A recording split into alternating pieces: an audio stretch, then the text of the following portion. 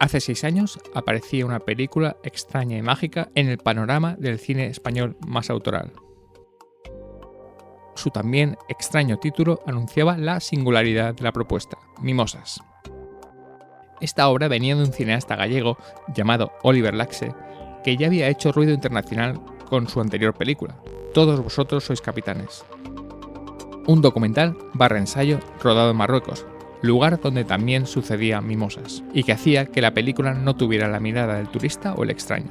Mimosas narra el viaje, primero de una caravana de personas y luego de 2 personas por el desierto marroquí. Aunque más allá del argumento, el largometraje, que es una mezcla de película de aventuras, western y obra espiritual, es una experiencia sensorial y poética que habla sobre la fe. Fe que tuvieron que tener los miembros de rodaje, muchos de ellos casi novatos, al afrontar un duro rodaje, con equipos y repartos casi amateurs.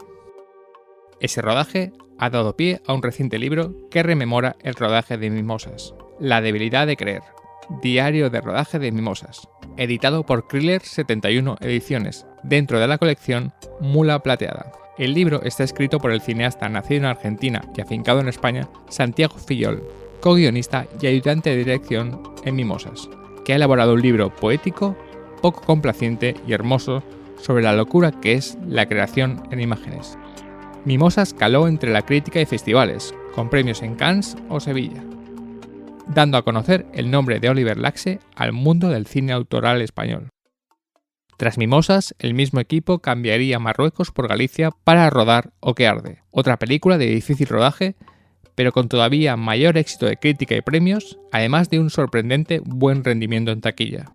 Hoy Vivi Rodando cuenta con la presencia de Santiago Fillol para hablar de su libro La debilidad de creer, diario de rodaje de Mimosas, y recordar además tanto el rodaje como Mimosas, una película poética del cine de aventuras como viaje interior, además de una de las obras más importantes del cine autoral español de la pasada década. Y como extra, Fillol nos hablará sobre su participación en el libro colectivo El deseo femenino en el cine español, 1939-1975.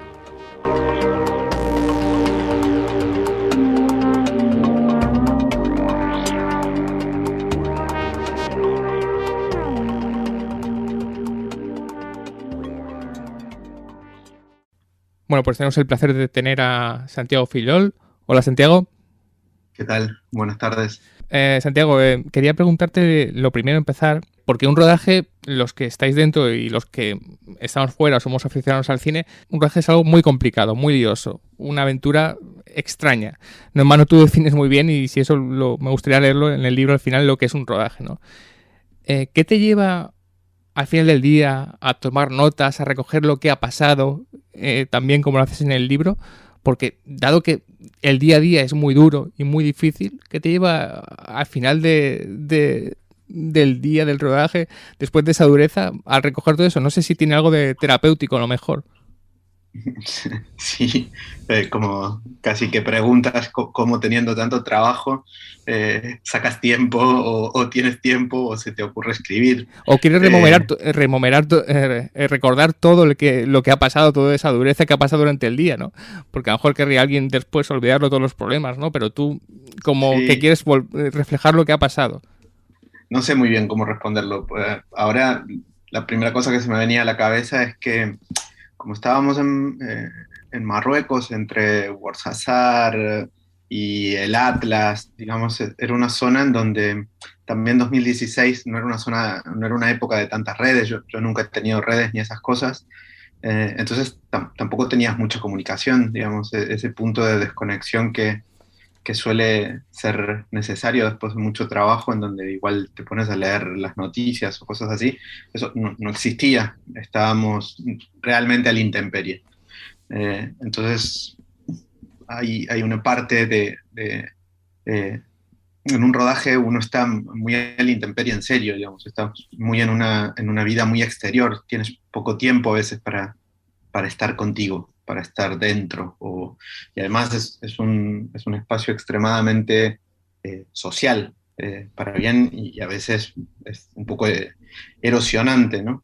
Entonces había una especie de posibilidad en la escritura de pensar. de estar con uno mismo un rato, de tener momentos de intimidad, que es quizás un valor que uno pierde en los rodajes. Pasa a estar en una plena exterioridad, en un compartir los pensamientos constantemente con los compañeros, más en el tipo de rodajes que hacemos nosotros, que es un poco como una familia, en donde nos conocemos bastante entre todos, cada vez más, y tenemos como unos circuitos de pensamientos en donde ya directamente pasas a ser un organismo diferente, ¿no? Una mutación en donde eres como una especie de ente, en donde pues, director de foto, ayudante de dirección, todo ese conglomerado, dispositivo raro, en donde llevas pensando la película mucho tiempo, sigue vivo y pensando juntos. Entonces, el diario, escribir un diario, en cierta forma, era una manera de reservar un fragmento de intimidad. Y por otro lado, digamos, yo nunca me propuse de un modo muy claro escribir ese diario. Yo llevo diarios, escribo diarios desde hace muchísimos años. Entonces, en cierta forma, era seguir con ese ejercicio, solo que después esto pues, pasó a ser un fragmento que tenía una porción, digamos, de esa escritura continua de diarios que llevo desde hace mucho tiempo, que no quiere decir que escriba cada día, sino que, bueno, que sí que escribo continuamente, digamos. Entonces, de repente, este fragmento, como en un rodaje pasan tantas cosas, pasó a tener una especie de autonomía propia, salió, floreció de lo que sería mi práctica, por decirlo de alguna manera, de escribir un diario. Sí, ahora me gustaría hablar sobre eso, sobre la génesis de Mimosas, sobre tu relación con Oliver Laxe, pero tú has hablado de la familia, ¿no? Y digamos que en el libro pasan muchas personas, pero pasan 4 personas, digamos, muy importantes y 4 personas que han hecho mucho, las han expresado mucho en el cine español de estos años, ¿no? Como eres tú, como es la sonidista Mañana Villavieja, una de las sonidistas más importantes del cine español, Mauro Herce, uno de los directores de fotografías más importantes del cine español actual, y como no, obviamente, quizá el gran protagonista del libro, que es Oliver Laxe, ¿no? Esas 4 personas, digamos, que son como esa familia que tú nombras, ¿no? No sé si, bueno, ya sé lo que me vas a responder, pero me gustaría un poco que lo analizáramos juntos. Ese rodaje sirvió, digamos, para uniros todavía más, ¿no? Estamos hablando de un rodaje en Marruecos muy complicado. Por cierto, recomendaré el libro, lo vamos a recomendar durante toda la charla para que lo compréis, porque es un día de rodaje absolutamente maravilloso, donde aprendemos mucho sobre el cine. Pero digamos, esas 4 personas, ¿os sirvió el rodaje para descubriros más, uniros más, a pesar de las fricciones que hay y que tú no ocultas en el libro, que aparecen? Sí, claro, en los rodajes, la forma en que nosotros nos lo planteamos son también espacios de crecimiento, ¿no? Un crecimiento espiritual, personal. Entonces, tus amigos, tus colegas, tus camaradas son tus espejos y todos ellos te van devolviendo imágenes de los puntos ciegos que uno suele tener, ¿no?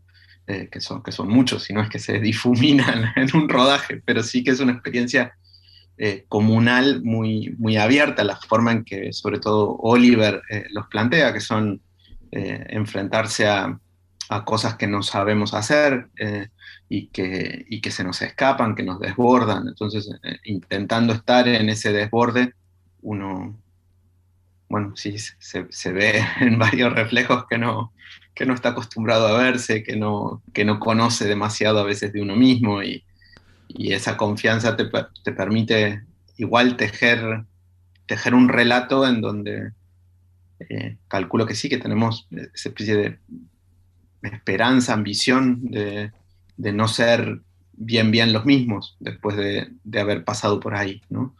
Un poco como los viejos relatos de los marineros o de subirse a un barco, ir a algún lado y que uno tiene la impresión y la ilusión, a veces quizás no es cierto, pero tienes la ilusión de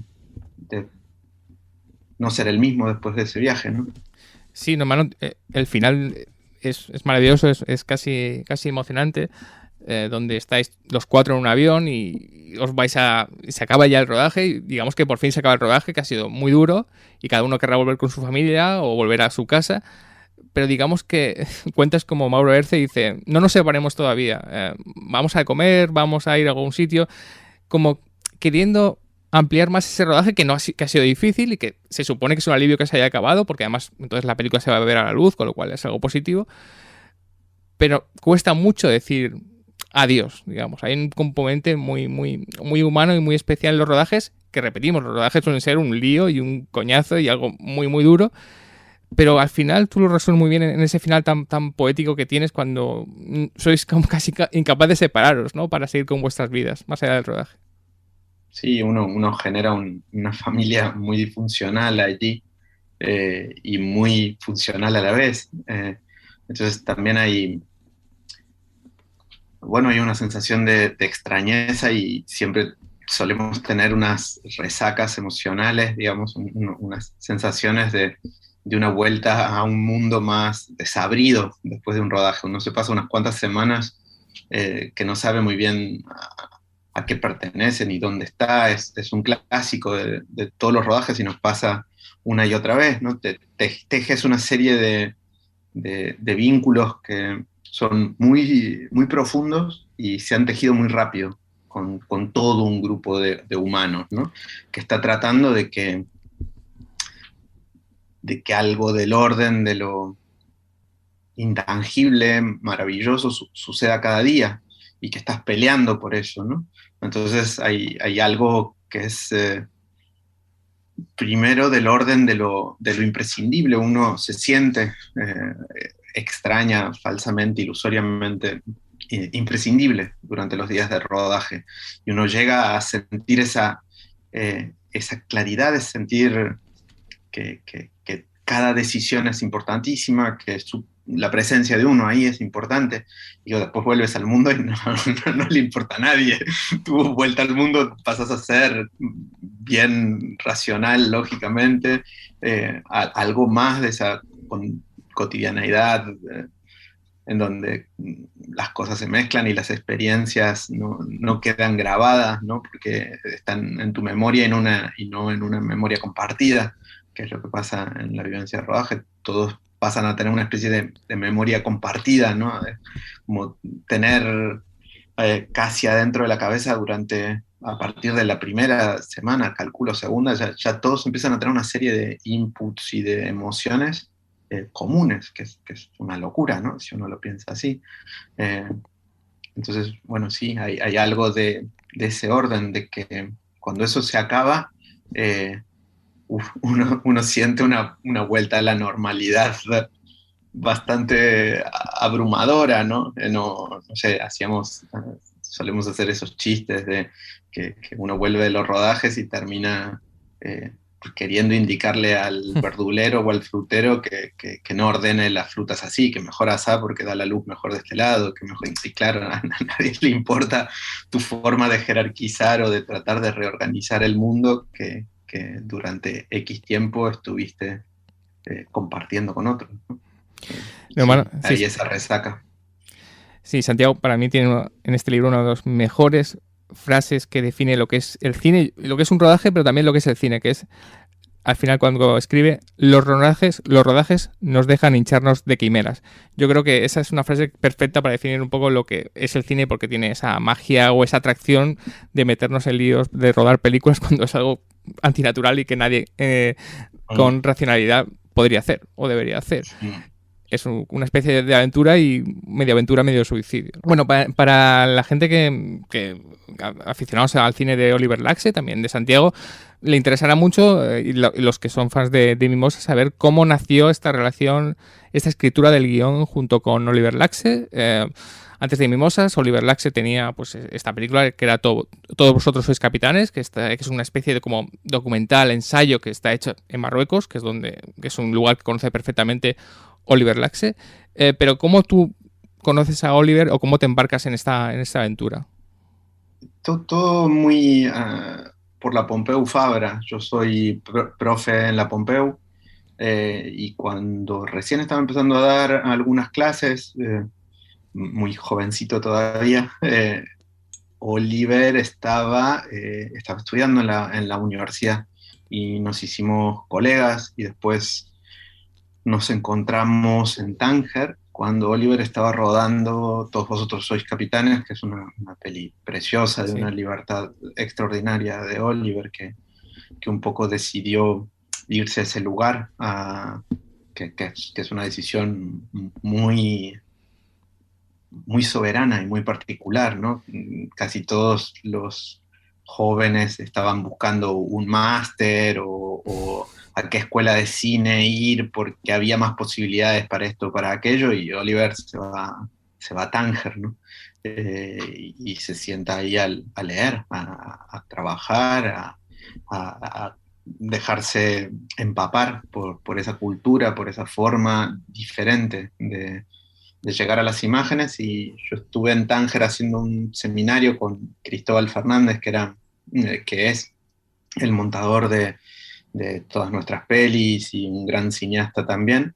Y ahí nos encontramos a Oliver, que andaba como con las bobinas, enviándolas, con gente que viajaba a España para revelarlas, traerlas. Había como un trajín, ¿no? de imágenes de un modo muy artesanal y muy bonito cuando estaba armando eso, ¿no? Así que ahí quedamos eh, aún más vinculados, y cuando fuimos viendo como etapas del crecimiento de esa primera película, nos alegramos muchísimo del recorrido que tuvo.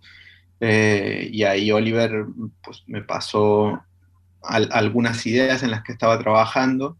Tenía muchísimas ideas en ese momento, estaba ahí como en un momento en una etapa de ebullición, y apareció una especie de semilla de mimosas que nos entusiasmó mucho, que venía de Oliver y que a mí me dijo cosas y nos animó, y casi sin darnos cuenta ya estábamos haciendo un ida y vuelta sobre esas ideas, y fuimos a Marruecos, estuvimos por Skura, que es cerca, es como el costado de Ouarzazate, una zona de palmerales por las que filmamos después, y empezamos a hacer un poco el recorrido de los personajes. Caminando por esos espacios fuimos escribiendo el guión en los lugares en los que después se rodó.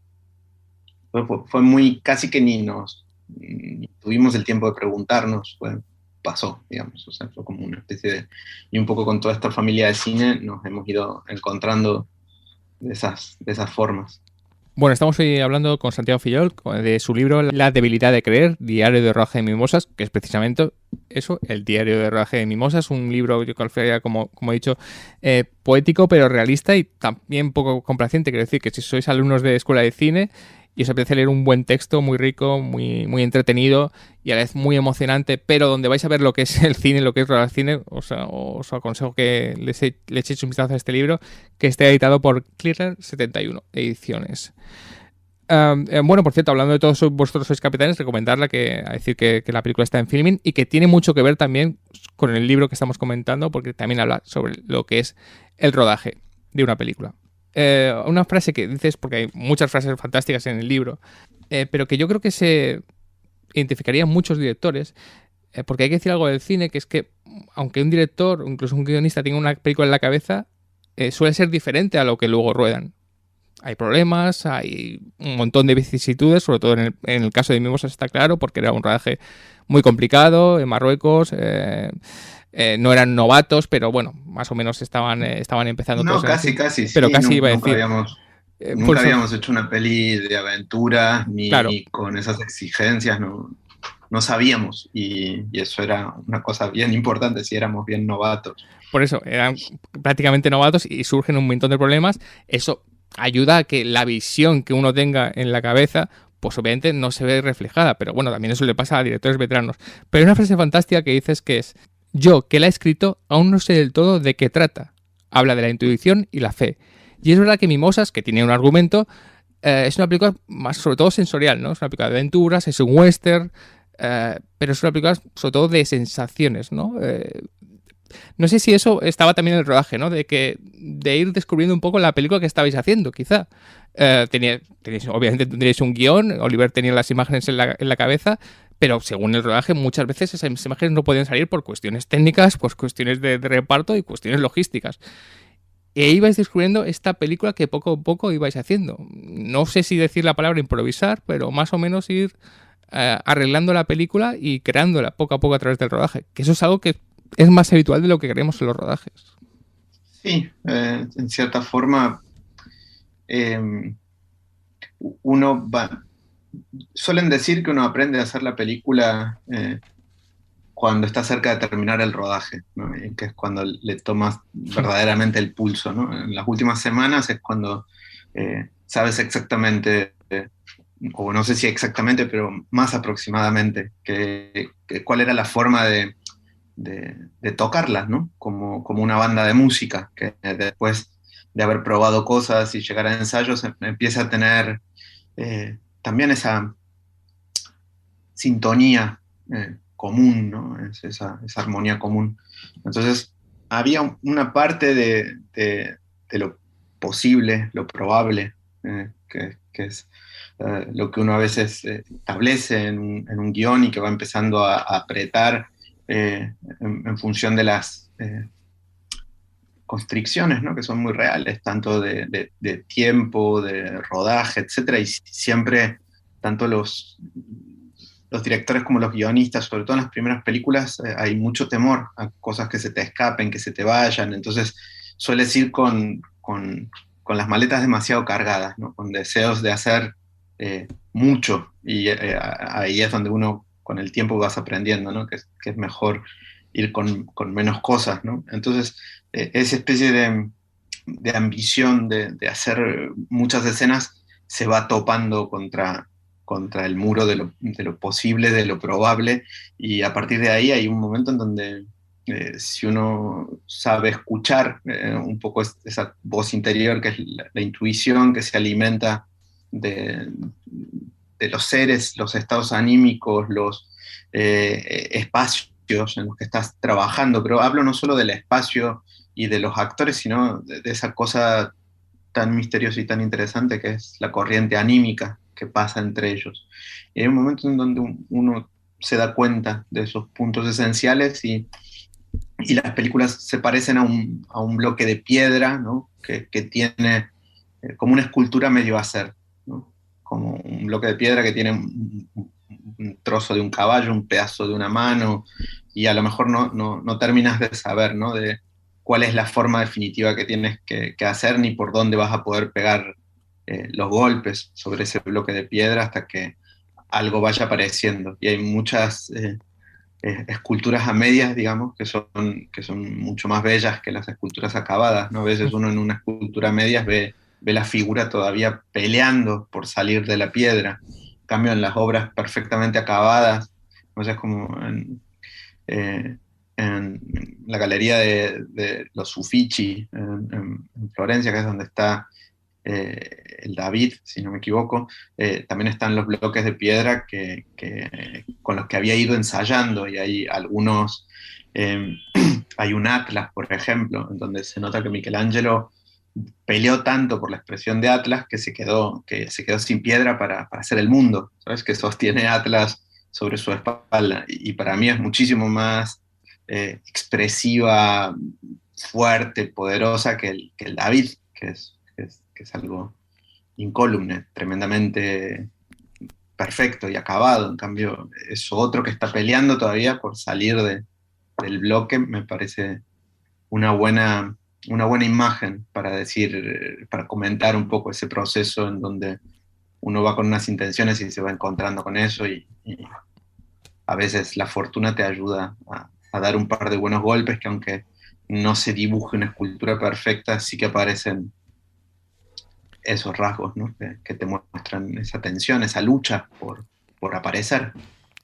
Sí, aquí es algo que yo he dicho varias veces, que las películas irregulares, digamos, las que creemos son irregulares, suelen ser más fascinantes, más entretenidas o más divertidas que lo que creemos que no son clásicos, redondos, absolutamente perfectos, ¿no? Esas películas irregulares A más. mí me gustan ambas dos, la verdad. Y me parece que cada obra tiene su sabor. En esta en particular lo que me gusta es eso, ¿no? Es esa especie de pelea entre el material, entre el bloque de piedra y lo que quiere tomar forma, ¿no? Y creo que es algo que también más o menos comentas, o sea, deja intuir en el libro, porque tú eres director también, tienes un documental que estupendo, como es It's Been Enric Marco, que podéis ver en Filmin. Ahora estás preparando un siguiente proyecto, que ahora, pues, si quieres, comentaremos algo al final, si puedes contar algo. Pero también había una mirada tuya como director, aparte de ser guionista o co-guionista, había una mirada tuya como director dentro del rodaje. Obviamente el director era Oliver Laxi, era su visión y su mirada lo que tenía que llevar a buen puerto, pero no sé si tú a lo mejor peleabas, ¿no? Porque decías, esto yo lo haría de esta manera y no sé si podías aportar algo, porque, bueno, tú eras ayudante de dirección, aparte de co-guionista, que esto es bastante importante, pero si tu director interior también estaba peleando, digamos, tener una pelea interior de decir, esta película creo que yo la llevaría por otro lado, no sé si... No, no, realmente no, porque para mí es como una especie de ley sagrada y una de las cosas que más, en las que más creo y en las que más me han hecho crecer dentro del cine es el oficio del guionista, es tener la capacidad de poder estar en la cabeza del otro, ¿no? Y no pensar desde tu acervo, sino realmente abrir la percepción a que otro entre y te invada y uno pueda trabajar desde y para la sensibilidad de otra persona, que me parece un acto súper importante para trabajar las imágenes. Si no, las imágenes se convierten en algo muy chiquito, muy pequeño. En cambio, cuando las intuiciones, la sensibilidad de alguien pasa hacia otra persona, pues es algo que tiende más a la materialización, a ser capaz de materializarse, porque ya no es simplemente la visión de alguien, sino la intuición, la imaginación de alguien que contagia a otros. Y para mí eso es esencial, digamos, en este punto.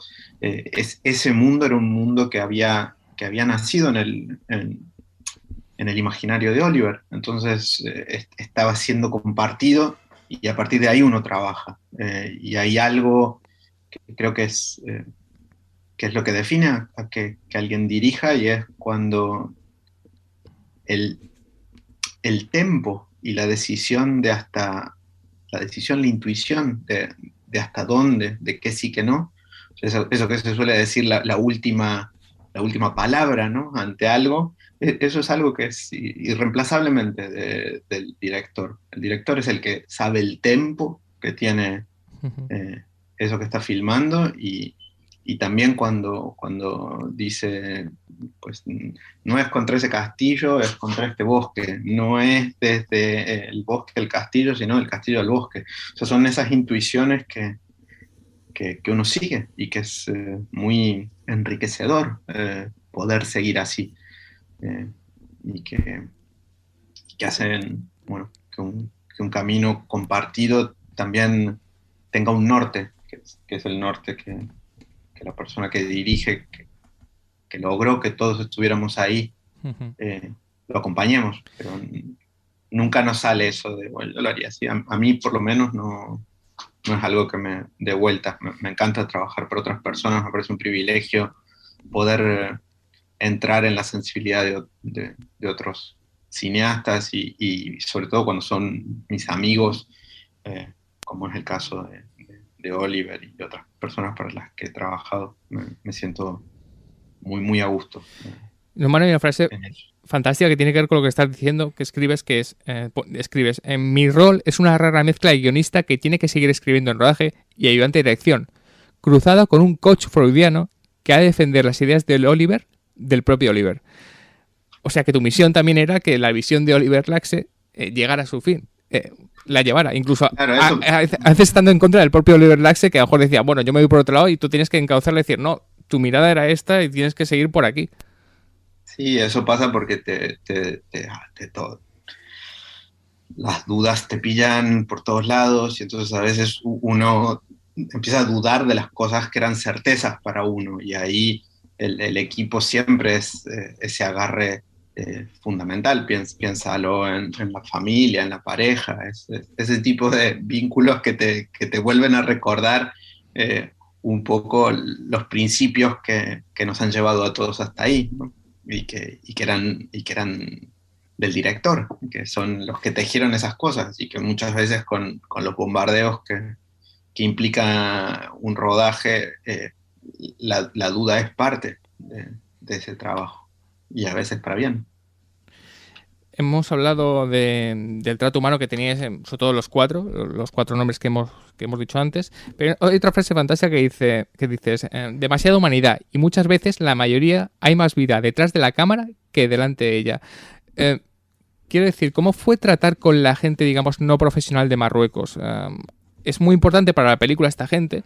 Yo creo que parte de la magia de Mimosas y por qué sigue siendo fascinante es cómo captasteis esta mirada de la gente de Marruecos, la gente, digamos, actores no profesionales que estaban en la película, pero también entiendo que había muchas dificultades que tú nombras en la película, digamos. Cosas tan sencillas como gente mirando a la cámara que Mauro Herce pues decía, esto no puede ser, ¿no? Pero esa dificultad de vamos a captar esta magia, pero a la vez es muy difícil trabajar con esta gente, porque eso obviamente no es gente de cine, ese equilibrio... Uno siempre...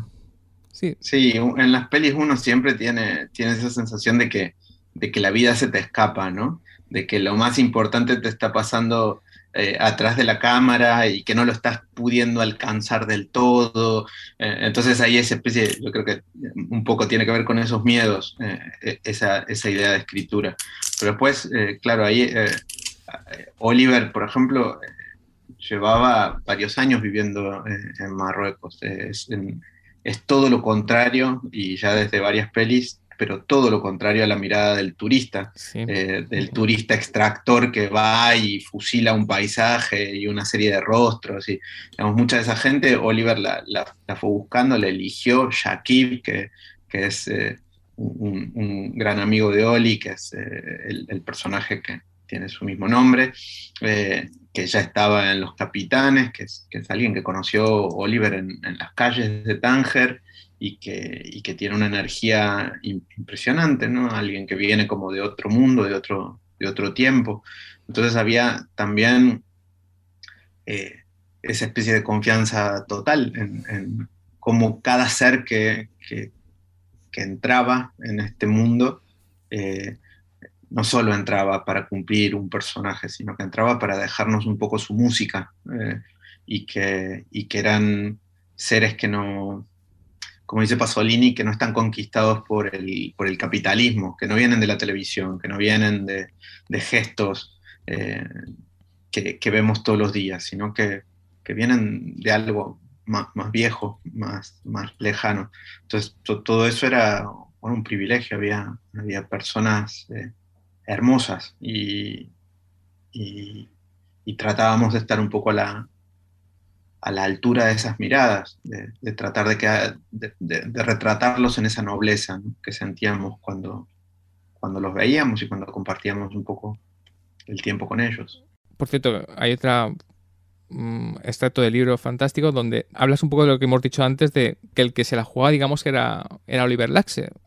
Todos os la jugáis en un rodaje, pero básicamente dices, Oli está saltando sin red. Si esto sale fatal, será la hostia de su vida. Es lo que decíamos antes, ¿no? Al final, la mirada, la visión, tiene que ser la de Oliver Laxe. Sí, porque sobre todo es un mundo muy, muy extraño, el del cine de autor en relación a una primera película que ha generado entusiasmo, que ha funcionado bien, que ha pasado por festivales, que ha cosechado premios, etc. De repente se espera muchísimo de la siguiente película, y en general lo que suele, digamos, recomendar, la ley no escrita, pero más o menos reconocible, es: haz tu segunda película rápido, parecida a la primera, no salgas del radar, no te vayas de esto que se espera, y ve creciendo por ahí. Y lo que hace Oliver es un poco lo contrario. En lugar de hacer una película en las mismas coordenadas de producción, se salta algo que desbordaba por todos lados, que se escapaba. Entonces, sinceramente, ahí el que el que se la juega es él. Nosotros todos aprendemos muchísimo en un rodaje así, un rodaje que te enfrenta un poco a tus límites, te hace aprender un montón, más allá después de como que, o no, la peli, lo que, digamos, acompañamos al director, crecemos mucho, mucho, pero el que será penado si eso no sale bien es el director, y ahí Oliver fue muy, muy valiente, se animó a esto, a dar un salto sin red de una orilla a una piedra que estaba bien, bien metida en el medio del río, ¿no? Mimosa tiene una cosa muy curiosa, que es muy divertida, pero tal vez medio poética, que es la aparición de Ben Rivers. Ben Rivers es un director que aparece en el rodaje de Mimosas para, digamos, fagocitar un poco el rodaje de Mimosas, digamos, robar imágenes de Mimosas para una película que, por cierto, voy a decir el nombre, me va a costar porque es una película bastante, tiene un título larguísimo, que es The Sky Trembles and the Earth is Afraid and the Two Eyes Are Not Brothers, de Ben Rivers, donde hay imágenes de mimosas. Entonces, se da una sección muy graciosa, no graciosa, digamos, extraña, curiosa y, ¿por qué no decirlo? También un poco graciosa cuando la lees y una vez que ya sabes que Mimosas fue un éxito, ¿no?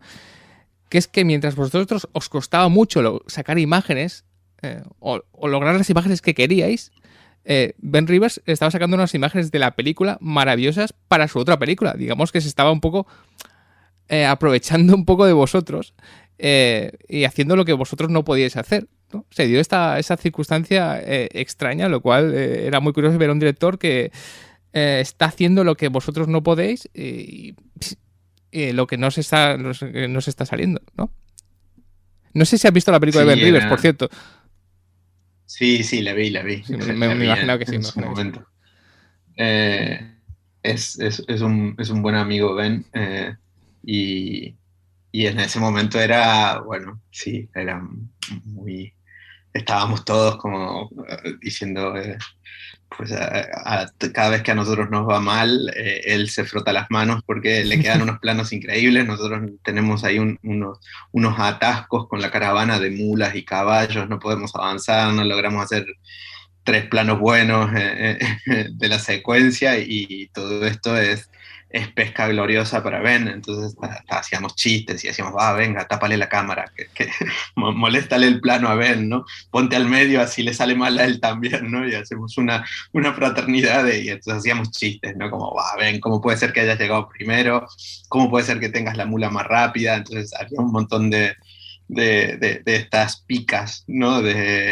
Y a la vez, como qué locura, nosotros ya estamos zozobrando aquí, no sé cómo estamos llegando a hacer esto, y encima tenemos a alguien que nos está mirando, filmando, y así que en cierto momento era tenso, y a la vez después pasó a ser parte bueno, de nuestro hábitat. Siempre estábamos ahí, en cierta forma también te recoloca un poco en la igualdad de los personajes, ¿no? De esa locura de cómo estás buscando cosas, moviendo gente, y estás viendo que tú también eres parte de, ¿no? Un retrato adentro de otro retrato.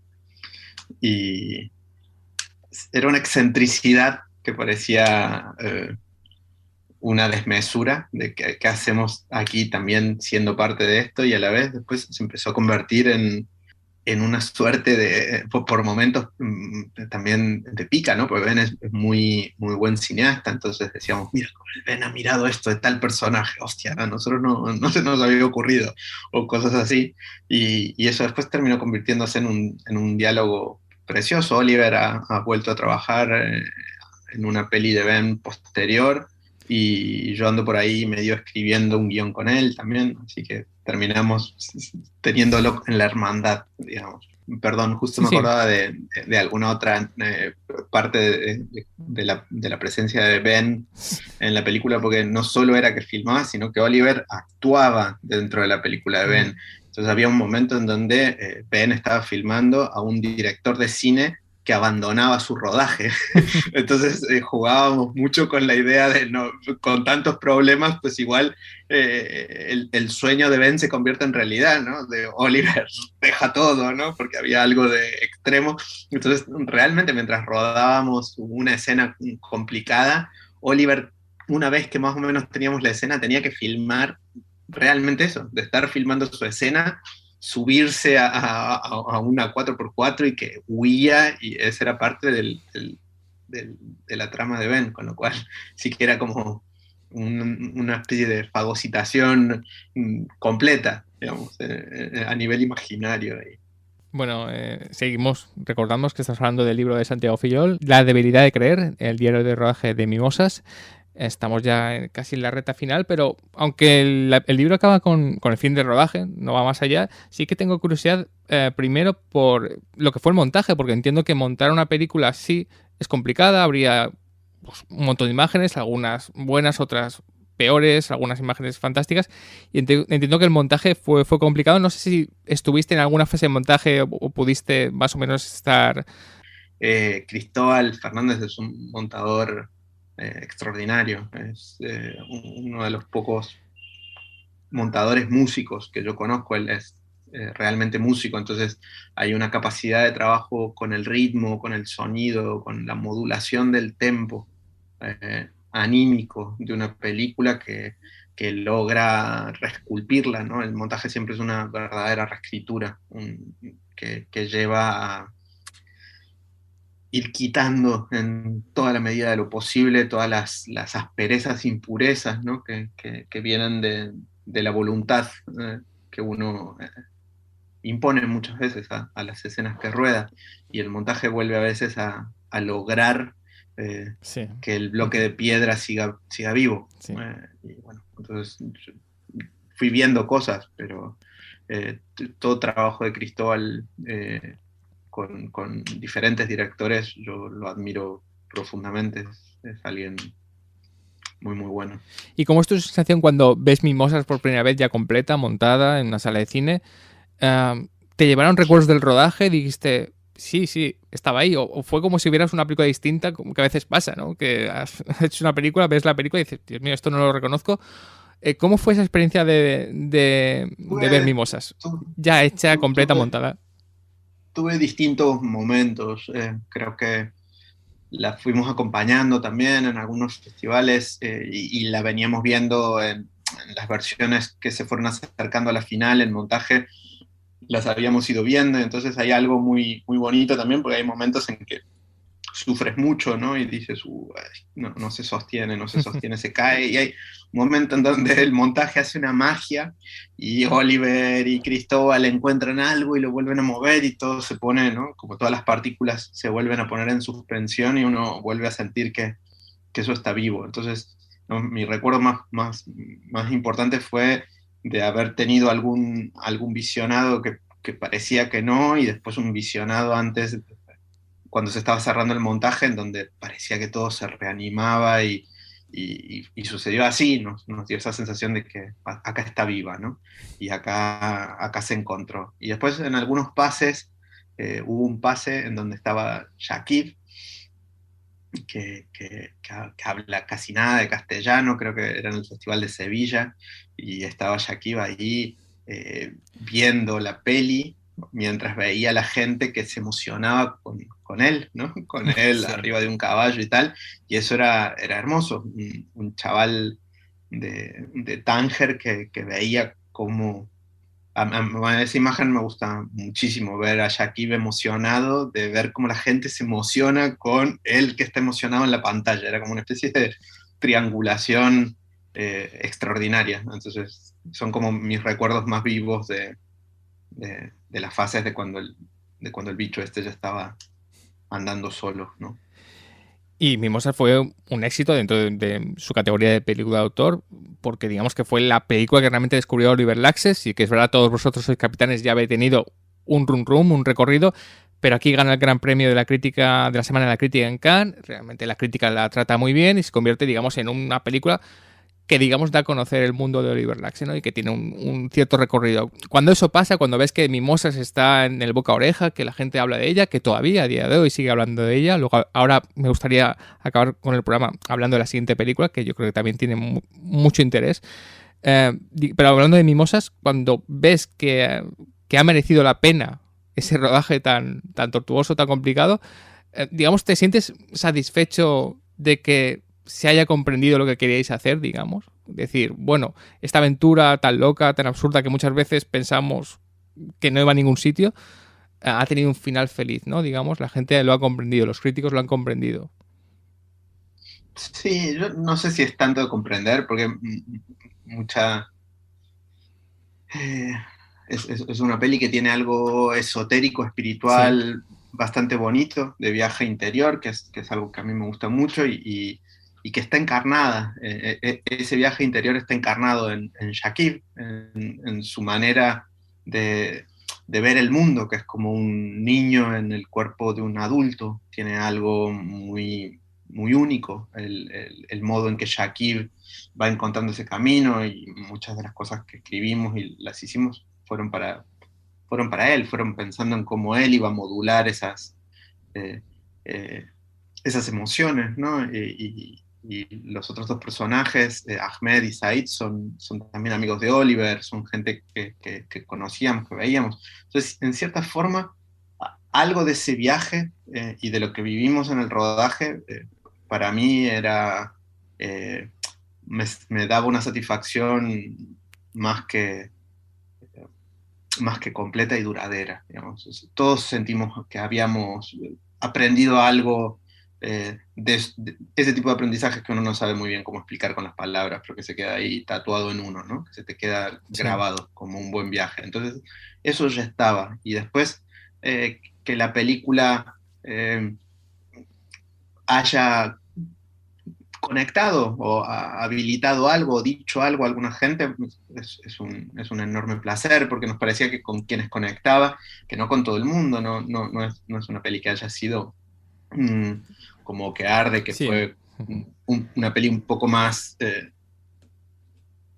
digamos, abierta, o más transparente, o más, no sé, como que llegó a gente que va un poco más allá del cine de autor.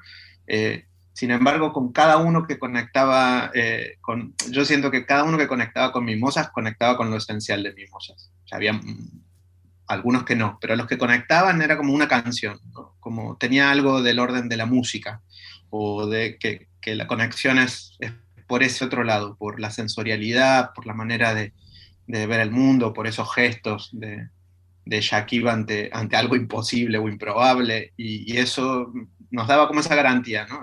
Yo siempre que escucho a alguien que le ha gustado Mimosas, sé con qué ha conectado, y se hace evidente. Muchas veces con otras pelis hay mucha gente, también para bien, ¿no? Que conecta con cosas que van más allá de uno y de las intenciones. Y en el caso de Mimosas, no es que fueran de acuerdo a las intenciones que se tenían, sino a las cosas que habíamos sentido.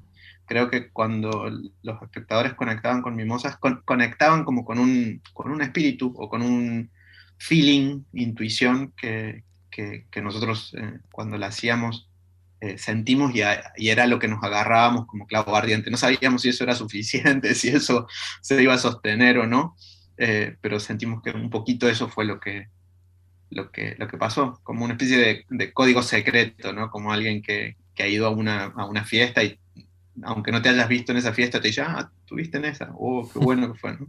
Algo de eso, o sea, como del pequeño código iniciático, por decirlo de alguna manera. Entonces, para nosotros Mimosas sí que fue, para mí en particular, uno de los rodajes más importantes en los que he estado. Entonces hay algo de primero, de único, que siempre, incluso rodajes más complejos o posteriores que vinieron, no, en mi caso siempre se miden con el rodaje de Mimosas, que fue como una novela de iniciación para nosotros, ¿no?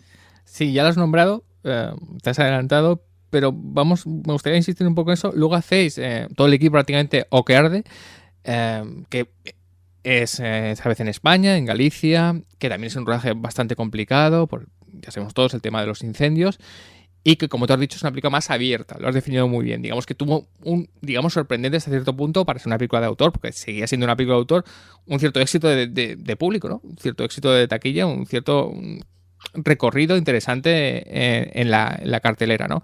No en vano, yo creo que eso ha hecho que mucha gente descubriera Mimosas a raíz de O Que Arde, que volviera a ver, sí, o viera por primera vez Mimosas, y algunos dirían, esto no es lo mío, pero algunos otros sí que conectarían, digamos, dirían, hombre, las dos películas sí que tienen algo. Aunque una es más abierta, como tú has dicho, tanto Mimosas como Que Arde tienen algo mágico. Que confía mucho en algunas imágenes y Sí. en cómo esa imagen, aunque no la termines de entender, te va a empezar a decir cosas.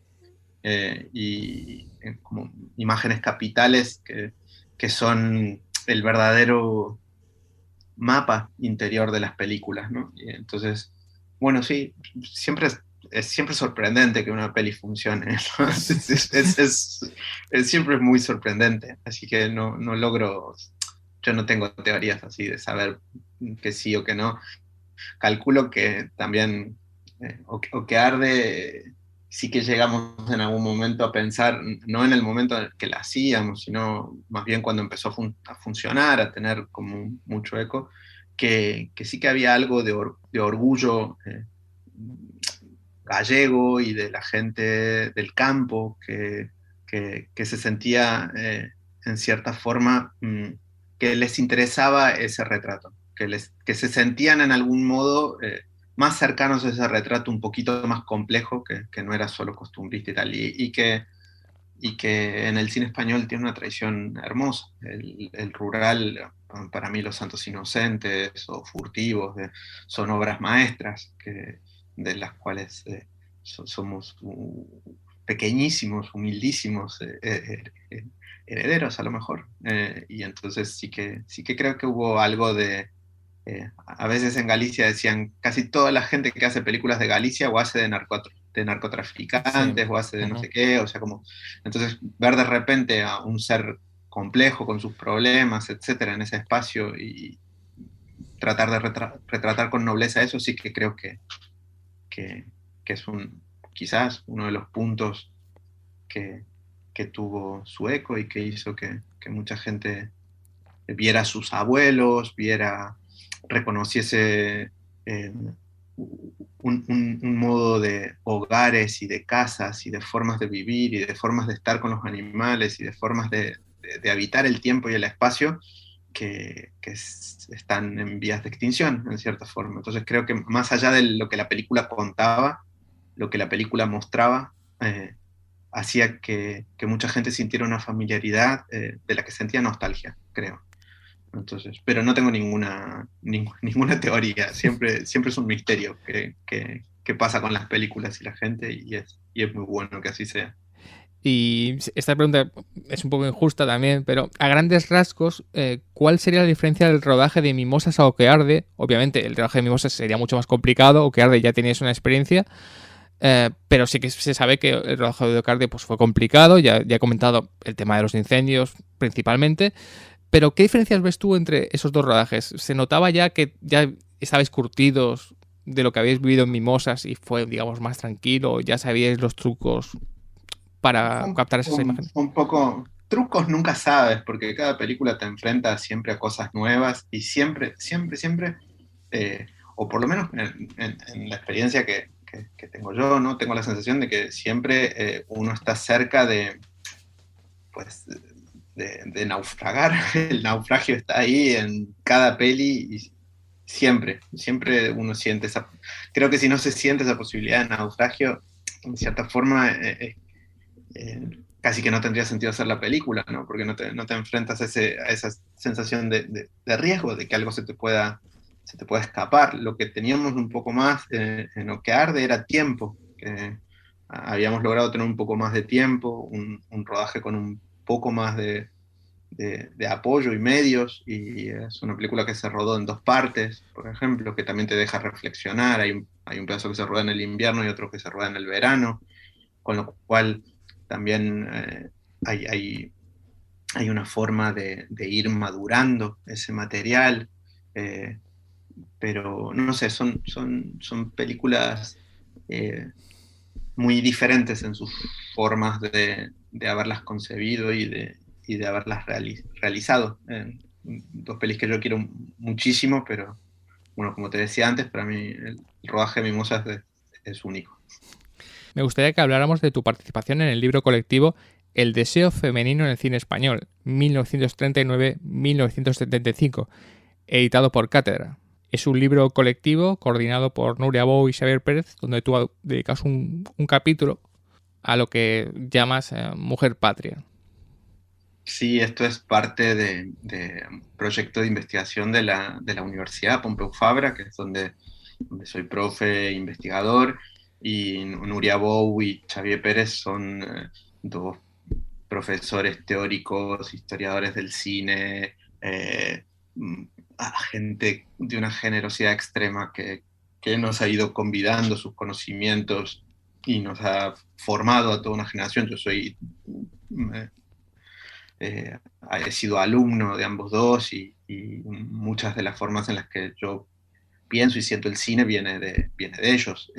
Y han estado trabajando desde hace casi una década, diría, sobre estas formas de representación, el lugar qué pasaba con la mujer bajo los fascismos y cómo la representación o cómo las estrellas de cine encarnaban a veces modos de resistencia en donde en general solemos creer que no las hubo, o que este cine que se hacía bajo el franquismo de exaltación nacionalista reprimía ese rol que, claro, si uno piensa en la sección femenina, ¿no?, de Falange, que estaba adoctrinando a un estereotipo de mujer que tenía que ser la perfecta ama de casa, católica, subordinada a los deseos patriarcales, etc. Aquí en estas películas uno de repente empieza a ver unos excesos y mujeres que son libres y soberanas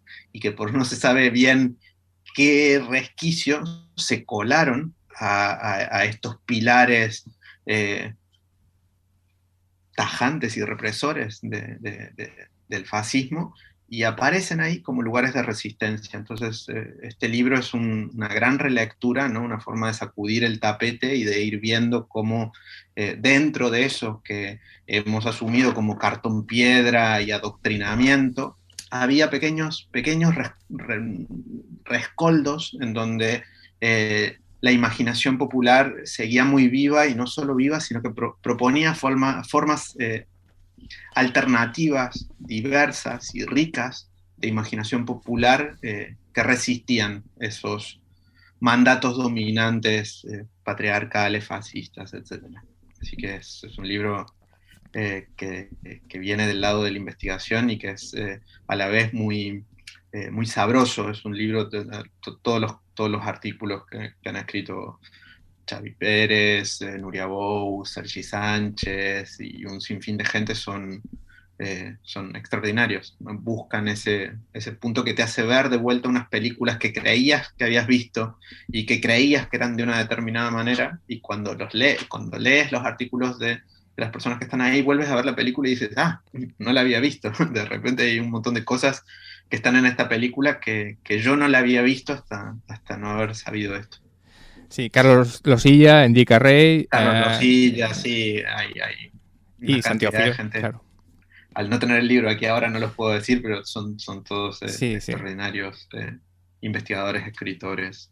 Es un auténtico lujo. Vamos a repetir el título bien. El deseo femenino en el cine español, 1939-1975, arquetipos y actrices. Y edita Cátedra. Eso significa que es una edición fantástica, porque si los textos son fantásticos, las fotos también lo es, que en este tema es muy importante que el material gráfico fuera muy importante para identificar, ¿no? Es fantástico porque te lees el texto y te dice, mira, en este plano hizo esto tal actriz, y tienes esa foto de ese plano. O sea que os aconsejo que vayáis a la edición impresa y os la compréis porque es muy, muy interesante.